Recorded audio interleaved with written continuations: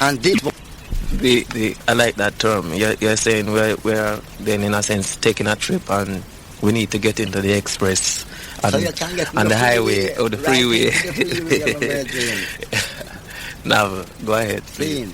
Well, the Honorable Prophet Marcus Garvey did prophesy that there would be this great king born in the north of Africa and that black people should look upon that as a very significant sign.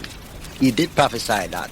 And moreover, Marcus Garvey did bring out the colors of the red, gold and green as the official color flag for all black nations. It might vary a little, some have a lion in it, some have a star in it, but basically the colors was red, gold and green, which was the original color of the Ethiopian flag. And all of us will remember too that Ethiopia was the only country ruled by black people in the universe that had never succumbed to the pressures of European military might and influence, even though it was tried on numerous occasions. The people of Ethiopia triumphed, right. And they never lost culture, customs, nothing. So that this flag, this red, gold and green that Marcus Garvey talked about, was really the seed planted in the minds of the conscious, progressive, forward-looking black youths like I and other virgin in Jamaica. That really, as I say, we had to use this as a lane to go into the highway of the Rastafarian movement. And this is where the first seed or germ was really planted by Marcus Garvey into the black minds.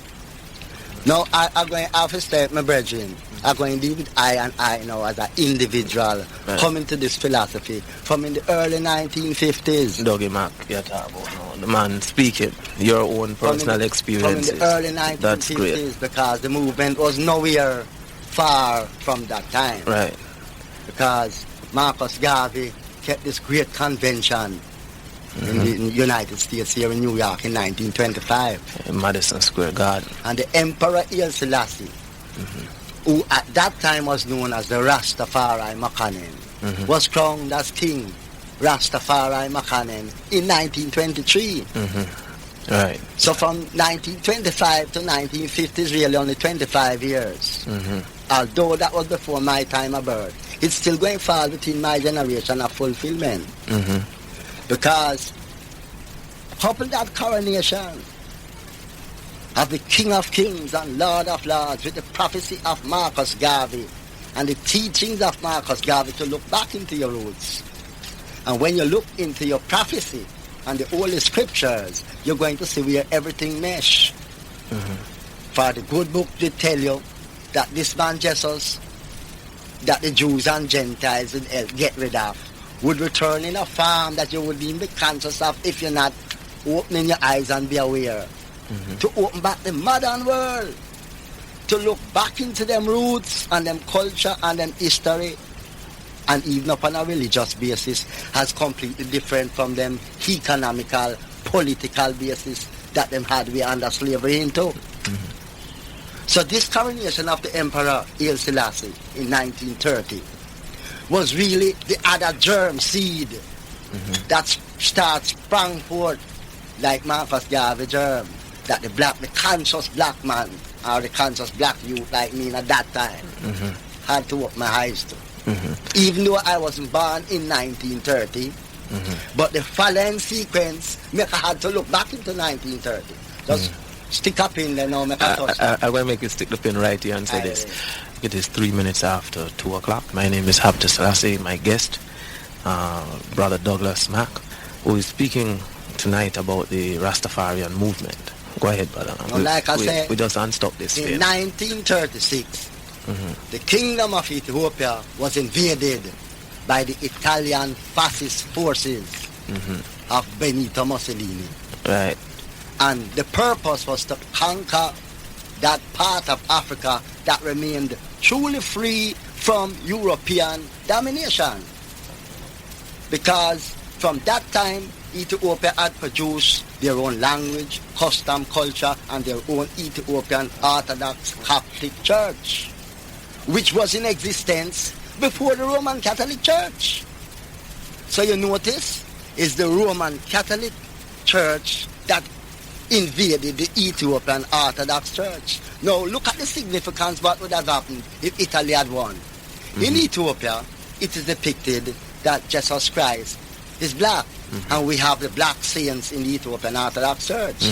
Whereas opposed, if you look in the Roman Catholic Church, you see Jesus painted in a Caucasian manner with long beard and thin lips, as opposed to him short hair and thick lips for the African stock. So you can see the fight was between the Pope and the Emperor Haile Selassie and the Ethiopian Orthodox Church, because had Italy won that, there would be no spiritual freedom for the black man, no time again on earth, because you would have no symbol of Christ or anything good being allied to black. Everything would have been the black sheep, use the black wolf, use the black one of the family, and everything black was bad. Yet we know that without night, you would never have day. How would you like to have pure day and pure daylight and no night, no time at all? You'd soon perish, the sun will burn your skin off. So you see the night go towards the day. So the black and white was a very significant color. Only to know that the European races who really learn religion from the Ethiopian black people, the Hamitic stock, Shem, Ham, and Japheth, which was Noah's three sons. The Hamitic stock is really the Ethiopian people from the Nile Valley. And they in church teach all them they know to the Greeks over the Levantine coast of the Mediterranean, because of the close contact through the Mediterranean Sea and through the Strait of Gibraltar, which was just about 14 miles from Africa to Europe. Now we're coming back now to this invasion by Italy of Ethiopia, for it didn't succeed. So the black light stay shining. Because in 1941, the conquering Lion of Judah did conquer. Ethiopia defeated Mussolini forces. Now in 1941, I was a big youth now, can understand and see, and I start draw my conclusions, like many young man and bigger man to me in that generation. It's within this time that the Rastafarian movement really started as a sort of concept. When His Imperial Majesty Emperor Haile Selassie's kingdom was invaded in 1936, to the 5 years following in 1941, when His Imperial Majesty, the Lion of the tribe of Judah, did conquer.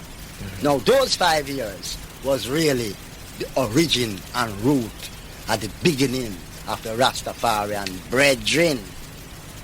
That's where the brethren as a powerful spiritual force really originated within the span of that 5 years. Between 1936 and 41. Between the invasion of Ethiopia and the conquer of Italy by Ethiopia. I just want to make one correction. The invasion of Ethiopia began in 1935, but the exile began in 1936. It probably began even little before that, because there was always some skirmish well, Somaliland and Eritrea. But it never really crossed the Ethiopian border in 36. But it was always down in like the provinces in Tigray. Somaliland was part of Ethiopia before Italy and Britain and France captured that part. Exactly. Same like Kenya. Part of the empire. Same like Sudan. And even Egypt itself was a part, because the prophecy tell you, I've given Egypt for thy ransom, Ethiopia and Sheba for thee. So the whole continent of Africa at one period in time, during the Greek period of Aristotle and Socrates, was known as the land of Ethiops, or the burnt-skinned people. So the whole continent of Africa, and all the people that was there in at one stage of history, they were known as the Ethiopian people, or the Ethiops. Anyway, to come back to our local position as Rastafarians, origin in Jamaica. For although Jamaica is a dot on the map, it is a dot. It is very significant that the two universal black concept movements originated in Jamaica. The Marcus Garvey movement and the Rastafarian movement. You don't have no more worldwide black concept. Don't matter. Well, I respect many other organizations. Look like the Kingdom of the Muslims, right? Which is, I respect my Muslim brothers. But that's not a black movement. Because, you know, the Arab, them is Arabian people. And they, even them is some of the people who helps them down, they carry into slavery enough, you know, all about the world.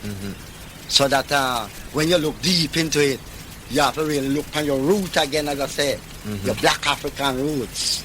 And look back on Ethiopia, definitely, and back into Jamaica. Right. So you see the significance of that little dark Jamaica. It produced the only two international black movements and black culture. Because we are from Marcus Garvey movement and the Rastafarian movement. Which other international black movement you have? Don't bother tell about S.C.A and all that for nobody in America, nobody in Canada and England and Africa and Jamaica not join that. But you see, any part of the world you go, you buck up a Rasta man. Here in the United States, because even the brethren not born here now turning Rasta. So you see, it's a definite culture that sprang from out of that little seed, Jamaica, that little that. So that's very significant. The mustard seed. The mustard seed. And out of that come two great trees, the Marcus Garvey movement. And the Rastafarian movement to fulfill in this modern times. Okay. Continue. Let me make you run through. In a sense, try to give you up until about 2:30, which is another 15 some minutes. I hope that you can. Well, I can cover the next 2 years. Okay. That's true. We are covered for years. From that 1930, not only per years. True. So, you know. You see, because I'll tell you why. Because I wanted you to go ahead and give this discourse, and you know, I didn't really want to stop and interrupt them, not to say the meditation that's happening. But nonetheless, outside of this, I still want to ask some other questions, because we want to open up the telephones maybe about 3:30, 3:45, so we get some people to talk and, you know, get some input into this thing. Up to now, we only deal really around the origin. The origin. No, within the origin, you come a concept of the Rastafarian movement. Right. Who is a Rastafarian? What make you a Rastafarian? How you become one? Who is a Rastafarian? What make you a Rastafarian? How you become one?